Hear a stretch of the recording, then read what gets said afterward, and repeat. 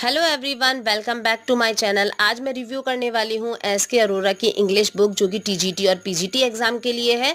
मैंने इसको online purchase किया था 495 रुपीज़ का। आप इसको ऑनलाइन भी खरीद सकते हैं, ऑफलाइन भी खरीद सकते हैं।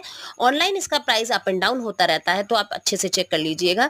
सबसे पहले पीजीटी का सिलेबस मेंशन है, उसके बाद टीजीटी का सिलेबस मेंशन है, और जो कंटेंट है उसमें ग्रामर का कंटेंट सबसे पहले है, ठीक है। उसके बाद literary terms, figure of speech, ये सारे टॉपिक्स हैं जो कि टीजीटी और पीजीटी दोनों के लिए हैं। उसके बाद बात कर लेते हैं राइटर्स की। तो सिर्फ 4 राइटर हमारे टीजीटी के हैं, इसीलिए जो राइटर्स का जो टॉपिक है उनमें 4 राइटर्स के आगे टीजीटी है, बाकी सबके आगे पीजीटी मेंशन है। जो पीजीटी वाले स्टूडेंट हैं वो सिर्फ सारे राइटर्स की तैयारी करेंगे, टीजीटी वाले सिर्फ जो 4 राइटर हैं उनकी ही तैयारी करेंगे। तो जो हमारे इसमें मॉडल पेपर है उसके आगे भी अच्छे से मेंशन है कि कौन कौन सा टीजीटी के लिए, क्या पीजीटी के लिए, ठीक है। तो इसमें तो हमें कोई प्रॉब्लम होने वाली है नहीं। इसके बाद जो इसका फर्स्ट टॉपिक है वो है अनसीन पैसेज। अनसीन पैसेज को जब हम पढ़ेंगे और उसके बाद हम उसके ऑब्जेक्टिव जो से रिलेटेड क्वेश्चंस दिए गए हैं उनको हम वहीं देख सकते हैं, उसके आंसर जस्ट नीचे ही दिए गए हैं, तो इससे हमें कोई प्रॉब्लम नहीं होगी। मैं आपको थोड़ा सा जूम करके दिखाती हूँ। जैसे कि ये हमने कोई भी हमारा पैसेज है उसको रीड करेंगे, उसके बाद उसका क्वेश्चन भी वही है और जस्ट वही आंसर है। तो मेरा सजेशन है आप बस टिक मत कीजिए, आप उसको ऐसे ही चेक कीजिए खुद को, वरना क्या होता है बाद में हमें प्रॉब्लम होती है। सेकंड जो हमारा टॉपिक है वो है general English part of speech.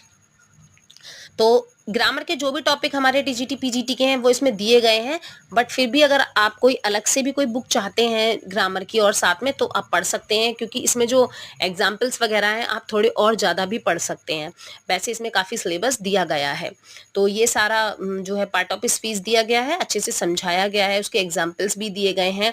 और हाँ, हर टॉपिक के बाद इसमें ऑब्जेक्टिव दिए गए हैं और उसके आंसर भी वही हैं, जिससे कि हमें बार बार आंसर शीट को देखना नहीं पड़ता, तो थोड़ी सी हमें प्रॉब्लम कम होती है। ये टेंस है।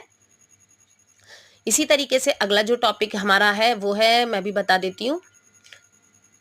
ये देखिए, ये सारे ऑब्जेक्टिव उसके दे रखे हैं टेंस के, तो हम अपने आप को खुद को यहीं चेक कर सकते हैं कि हमने अच्छे से तैयारी कर रखी है या हमें अभी क्या तैयार और करना है। इसके बाद नरेशन।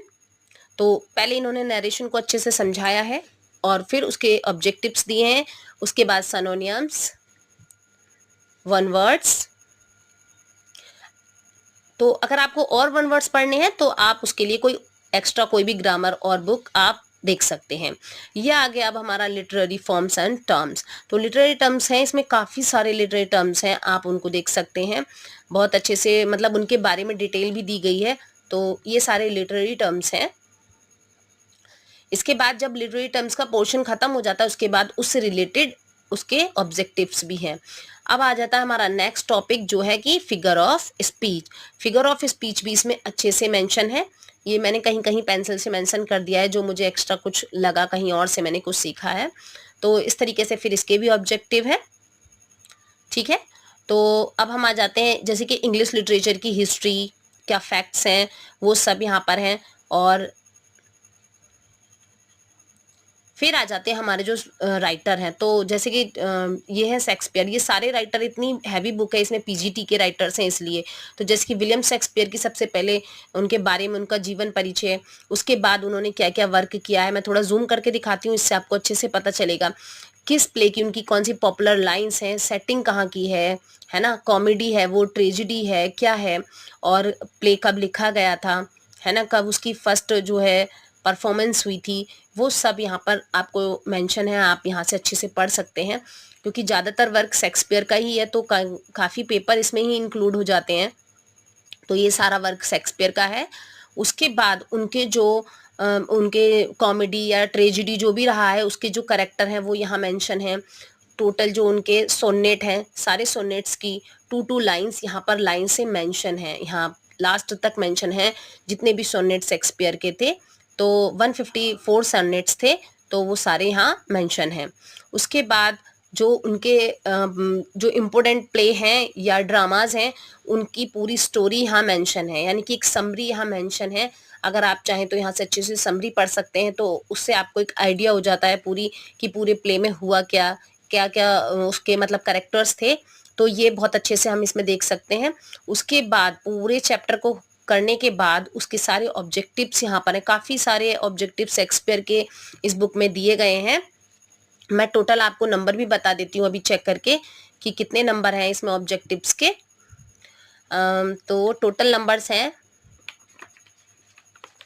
374 जी, 374 इसमें ऑब्जेक्टिव जो दिए गए हैं शेक्सपियर से दिए गए हैं। फिर विलियम वर्ड्सवर्थ का परिचय है, उनके बारे में उन्होंने उनका जो पूरा क्या उनकी बायोग्राफी है उसके बारे में है। पॉपुलर लाइन्स हैं उनकी, जो भी उन्होंने लिखा है, उनका जो भी काम है उस पर उन्होंने कौन कौन सी पॉपुलर लाइन्स लिखी हैं उनको अच्छे से मेंशन किया गया है। फिर उनकी भी जो भी उन्होंने, जैसे कि टिंटन एबे उनकी काफ़ी फेमस है, और ये सारी चीज़ें फिर उन्होंने शॉर्टली एक समरी भी दी है जिससे कि आप उसको अच्छे से समझ सकें। फिर उसके ऑब्जेक्टिव है, तो इसके भी जो है 132 ऑब्जेक्टिव यहाँ पर है। तो इस